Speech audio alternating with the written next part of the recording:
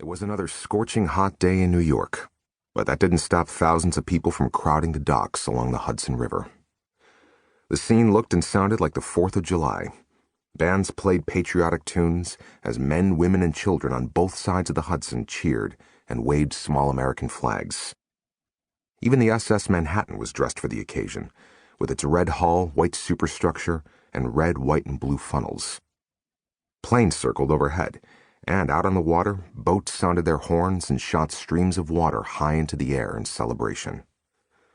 As far away as Kansas and California, families gathered around their radios, listening to announcers describe the festivities. At 12 noon, more than 400 American athletes, coaches, officials, family members, and journalists would set sail on a 9-day journey to Germany for the greatest spectacle in the world, the 11th Olympic Games. But first, there was much to behold at Pier 60. An African-American man gave out homemade good luck charms to the athletes as they boarded the ship, but he didn't even bother to hand one to the great black track star from Ohio State, Jesse Owens, telling onlookers that Owens wouldn't need any luck in Berlin.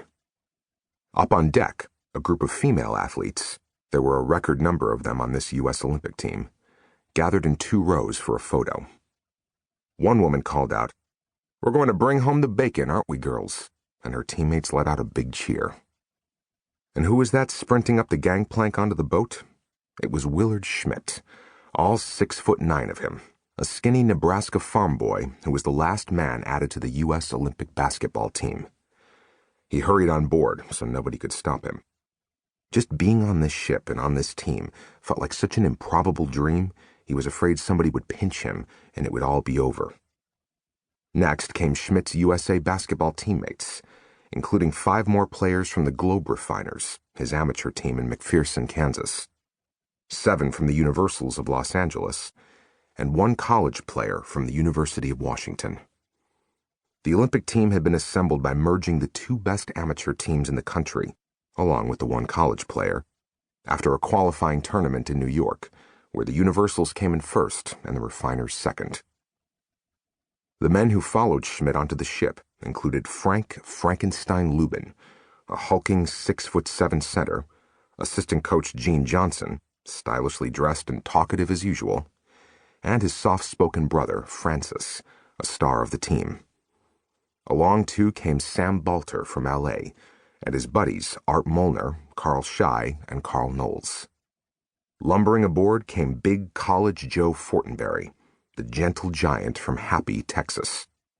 Tex Gibbons boarded the ship with 1 arm in a sling, while center Ralph Bishop from Washington, the only college player on the team, chatted with 9 fellow UW Huskies, young men who would compete in a highly anticipated rowing event in Berlin. Rounding out the group were head coach Jimmy Needles, in desperate need of coffee. He drank 25 cups a day, along with Jack Ragland, Dwayne Swanson, Donald Piper, and Bill Wheatley. The names of these men have been forgotten, but they were an important and historic group. 1936 marked basketball's debut as an official Olympic sport, and this was the first ever United States Olympic basketball team. Decades later, the U.S. Olympic basketball team would be dubbed the Dream Team, and a new collection of superstars would command the world's attention at the Summer Olympics every 4 years. But for Oscar Robertson and Jerry West to win Olympic gold in 1960, for Michael Jordan, Magic Johnson, and Larry Bird to win in 1992, or for Kobe Bryant, LeBron James, and Kevin Durant to taste gold more recently, there had to be this bunch of no-names walking up the plank at Pier 60 in 1936.